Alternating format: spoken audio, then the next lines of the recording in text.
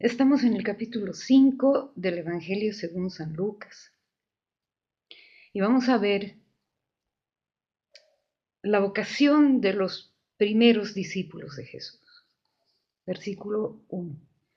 Estaba él a la orilla del lago Genezaret y la gente se agolpaba a su alrededor para oír la palabra de Dios.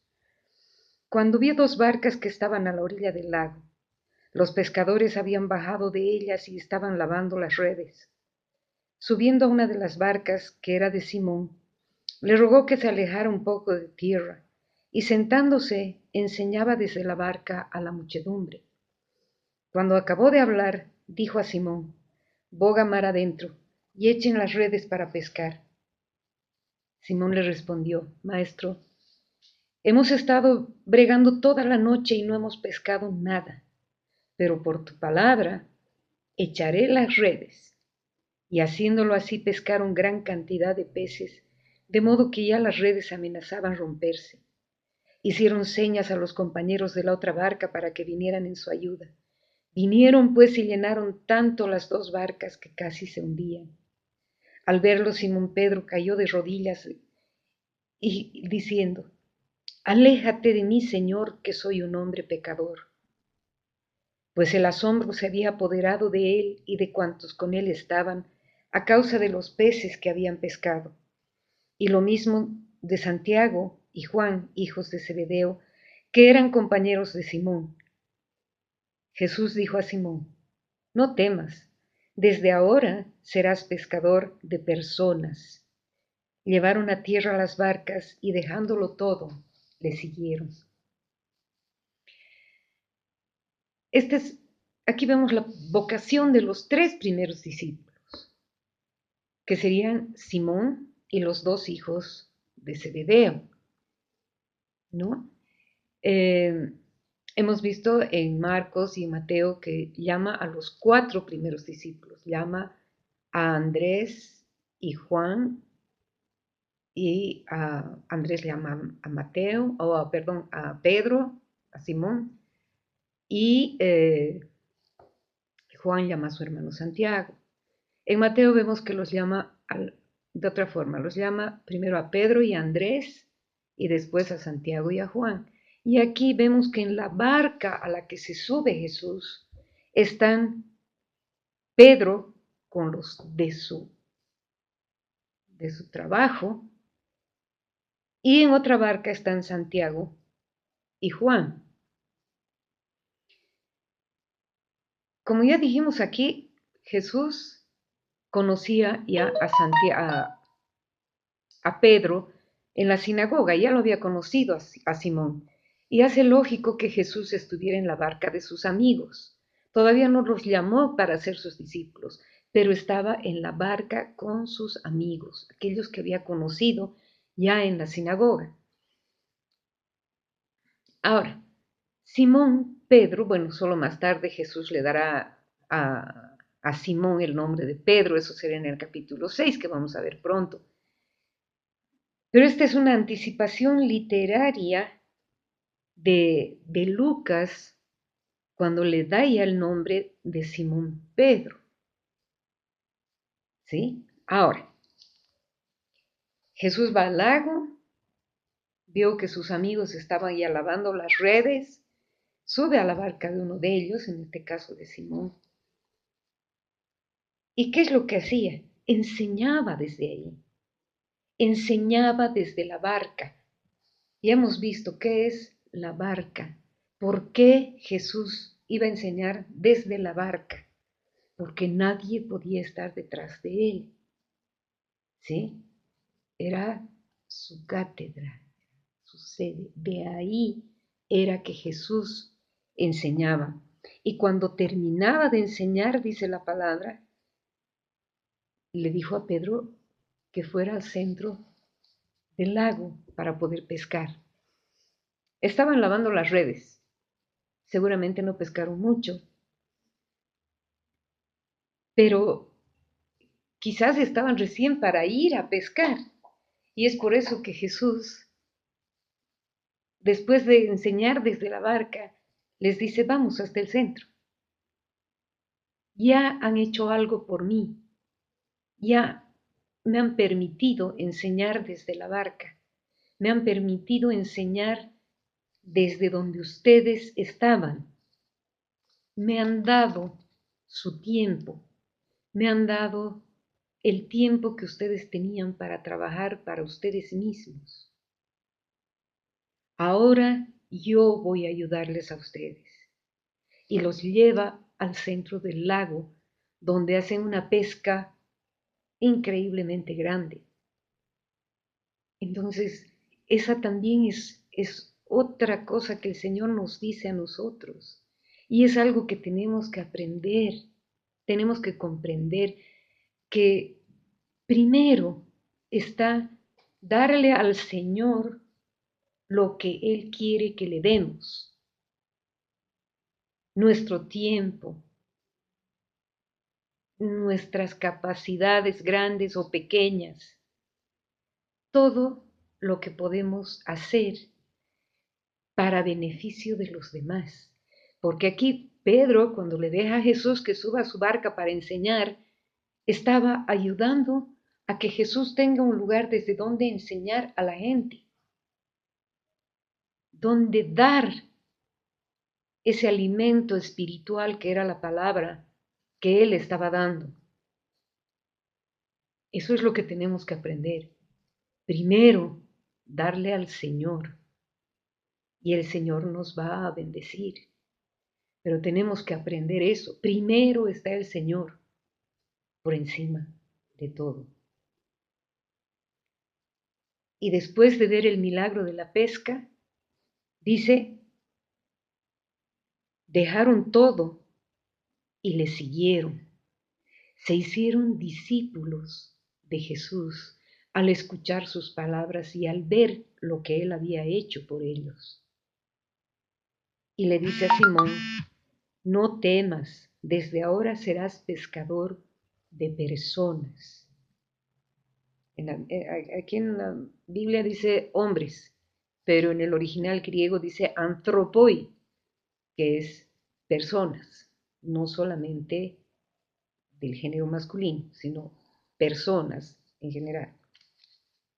Versículo 12. Estando pues en una ciudad, se presentó un hombre cubierto de lepra, que al ver a Jesús se echó a rostro en tierra y le rogó diciendo, Señor, si quieres, puedes limpiarme. Él extendió la mano, le tocó y dijo, quiero, queda limpio. Y al instante le desapareció la lepra.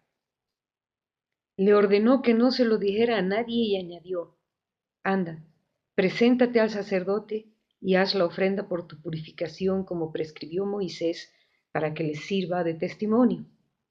Su fama se extendía cada vez más y una numerosa multitud afluía para oírle y ser curados de sus enfermedades, pero él se retiraba a los lugares solitarios donde oraba. Esto ya hemos visto, este mismo relato, en el Evangelio según San Marcos, que Lucas toma completo el texto, ¿no? Y una vez vamos a mostrar cómo Jesús incumple la ley al tocar al leproso. El leproso no podía estar cerca de los lugares donde esté la gente sana. Y si estaba y veía que había gente, tenía que empezar a gritar, soy impuro, de modo que los demás podían alejarse o no acercarse a él. Pero Jesús, para Jesús eso no es importante. Jesús le toca. Y Jesús le toca para sanarlo, no porque él necesite tocar a la persona para sanarla, sino porque la persona que es rechazada por los demás necesita la presencia humana, necesita sentir ese calor, ese amor de los que le rodean.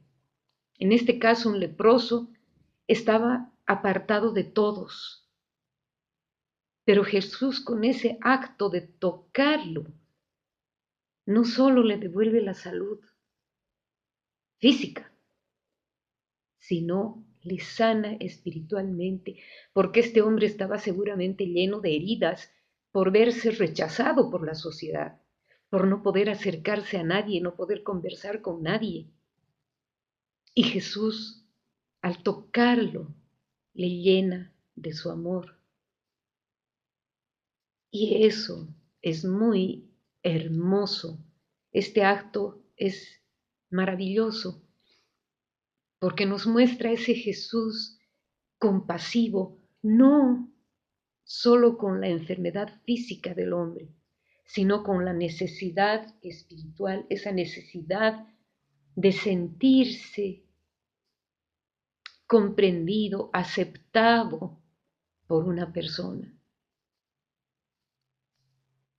Esa es una actitud hermosa de Jesús, que nos muestra que no debemos rechazar a las personas por su condición, no. Y muchas veces una persona no necesita de una sanación física, digamos. Muchas personas necesitan ese calor humano, esa presencia de la persona que va a poder hacerles sentir aceptados, que va a poder con una palabra o un hecho sanar las heridas que tiene dentro. La sanación interior, esa sanación del alma, esa sanación de las heridas que están grabadas en el corazón, muchas veces son más dolorosas y más difíciles de sobrellevar que una enfermedad física. Hagamos como Jesús. No les digo que vayamos a tocar leprosos. Creo que ya no hay leprosos.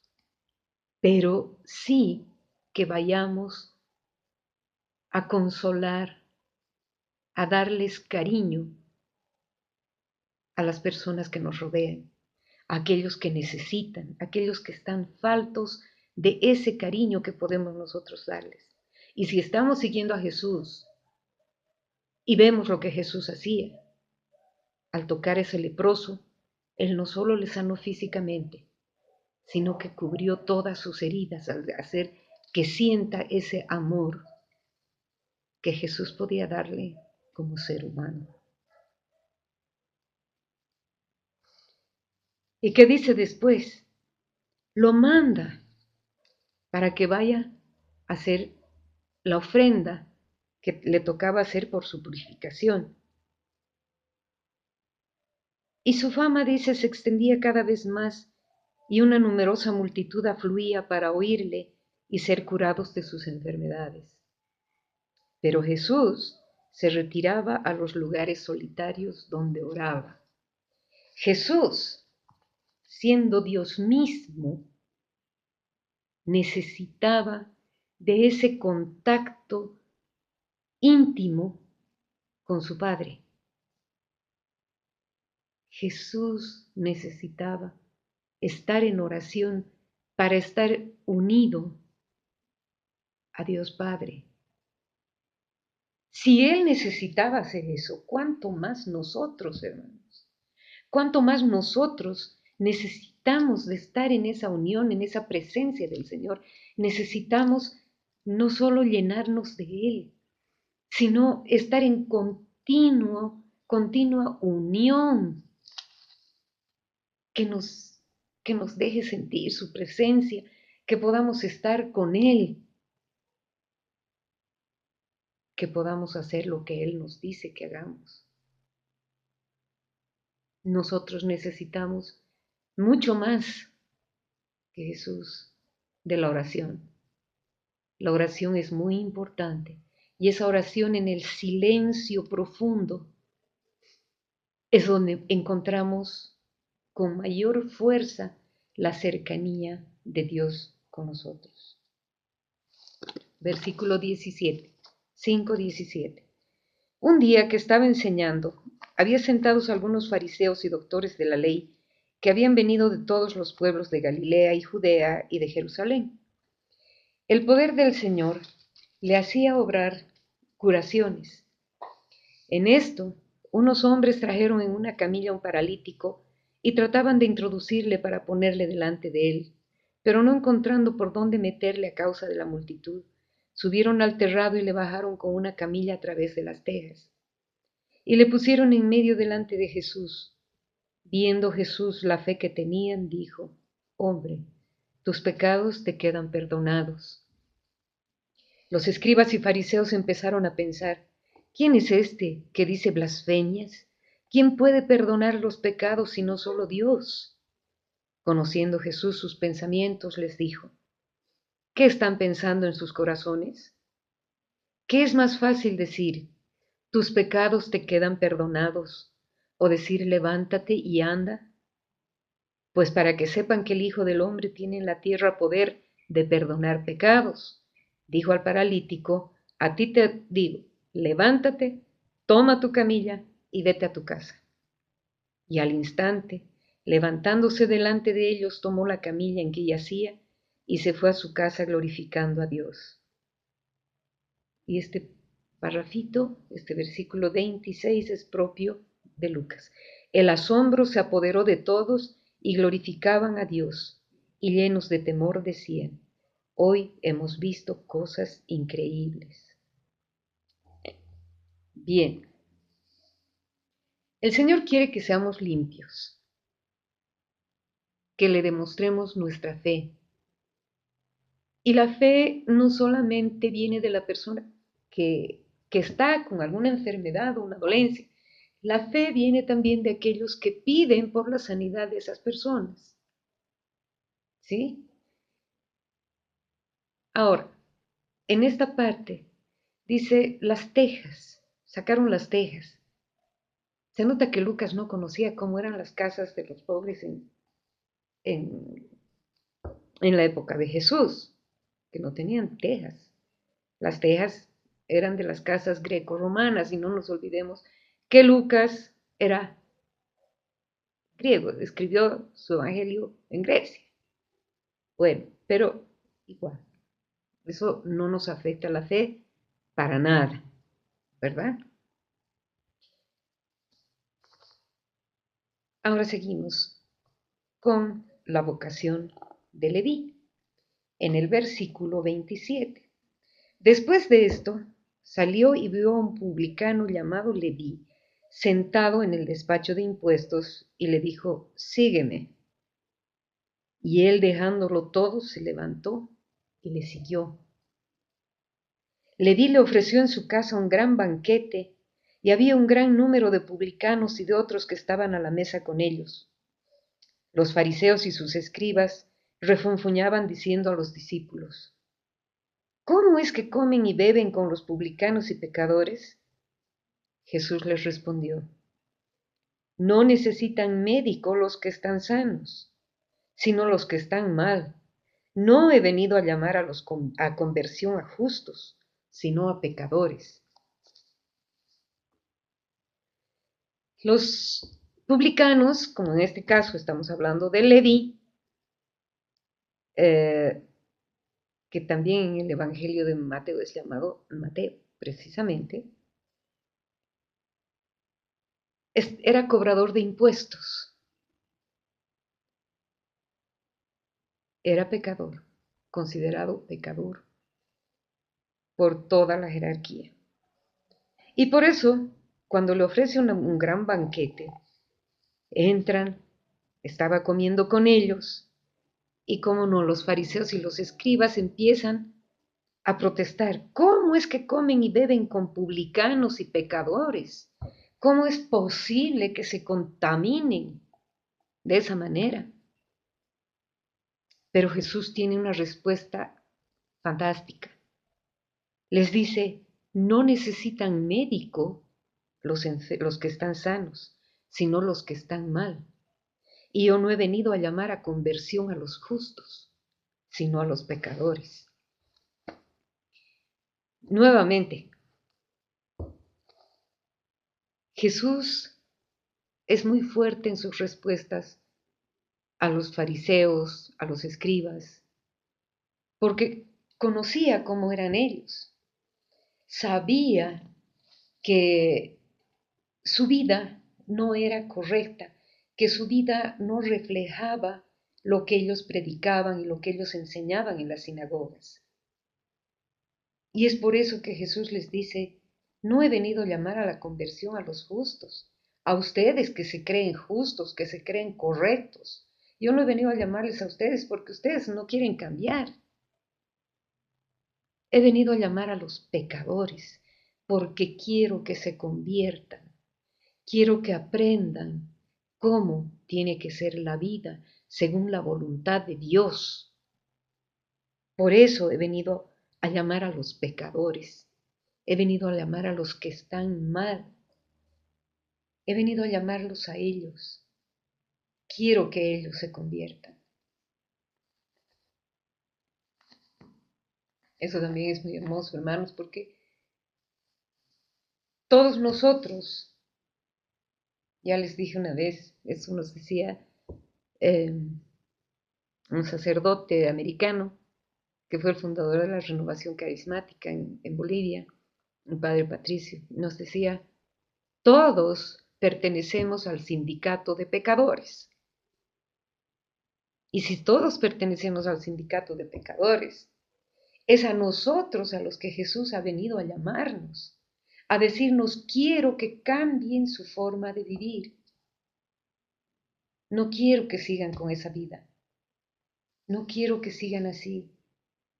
Quiero que sean como mi Padre quiere que ustedes sean. Para eso he venido aquí. Para eso he venido a la tierra. Para eso, para llamarlos a ustedes que son pecadores. Para que vengan y estén en comunión con el Padre. Seguimos. Versículo 33, 5:33. Ellos le dijeron, los discípulos de Juan ayunan frecuentemente. Ellos se refiere a los fariseos y a los escribas. Ellos le dijeron, los discípulos de Juan ayunan frecuentemente y recitan oraciones igual que los de los fariseos, pero los tuyos no se privan de comer y de beber. Jesús les dijo, ¿pueden acaso ayunar los invitados a la boda mientras el novio está con ellos? Días vendrán en que les será arrebatado el novio y entonces en aquellos días ayunarán. Les dijo también esta parábola. Nadie rompe un vestido nuevo para echar un remiendo a otro viejo, porque si lo hace desgarrará el nuevo y al viejo no le irá el remiendo del nuevo. Nadie echa tampoco vino nuevo en pellejos viejos, porque si lo hace, el vino nuevo reventará los pellejos, el vino se derramará y los pellejos se echarán a perder, sino que el vino nuevo debe echarse en pellejos nuevos. Nadie, después de beber el vino añejo, quiere del nuevo, porque dice, el añejo es el bueno. Esto también ya lo habíamos comentado en los anteriores estudios, en los estudios de los dos anteriores evangelios, pero es bueno recordarlo siempre, ¿no? Jesús les dice, no he venido a llamar a los justos, sino a los pecadores. Y los que se consideraban justos, estos escribas, estos estudiosos de la ley, le dicen, ¿cómo es posible que ustedes no ayunen, que no hagan las oraciones que tenemos nosotros costumbre de hacer? Y Jesús les dice, mientras yo estoy con ellos, aquí el novio es él, mientras yo esté con ellos, no tienen que ayunar. Cuando yo no esté, entonces sí, tendrán que ayunar. Y esta parábola del versículo 36 y la del 37, porque son dos parábolas similares juntas, nos habla otra vez del vestido nuevo al que se le saca un pedazo para remendar un vestido viejo y del vino nuevo para ponerlo en pellejos viejos. Con esto también el Señor nos da la misma enseñanza que habíamos visto antes.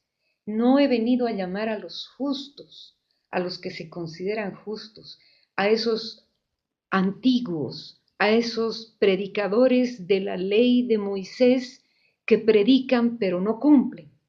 Esos son los que son representados por ese vestido viejo que necesita un remiendo, y son representados por estos pellejos viejos. Mientras que el vino que Jesús traía, esta palabra nueva, la buena nueva de Dios, que él mismo decía, el reino de Dios está cerca, este vino nuevo que estaba trayendo Jesús, no quería echarlo en los pellejos viejos, que son los que representan a los fariseos, a los escribas, a los sumos sacerdotes.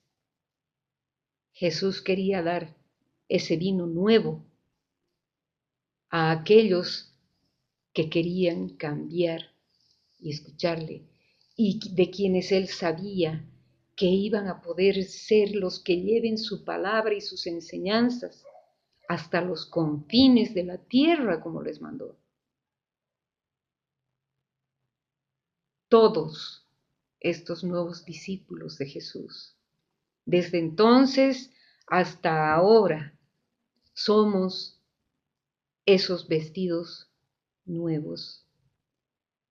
Somos esos pellejos nuevos en el que Jesús quiere poner su palabra, sus enseñanzas, su amor, su manera de vivir, de modo que podamos nosotros, como discípulos de Jesús, porque queremos ser discípulos de Jesús, podamos ser aquellos que no solo se gocen con escuchar la palabra de Dios, con estar en oración unidos con el Señor, sino también llevar como Él mandó, como Él mandó. Nosotros tenemos que ser ese vino nuevo que llegue a personas, a otras personas. Nosotros no somos el producto final. Nosotros no vamos a ser el fin de todo. Muy bien, el Señor llegó, escuché su palabra, la comprendí, aprendo, empiezo a vivir como el Señor, pero eso no es lo que el Señor quiere. Quiere nuestro cambio, quiere nuestra transformación, pero como les digo, no somos el producto final. Nosotros somos solamente un eslabón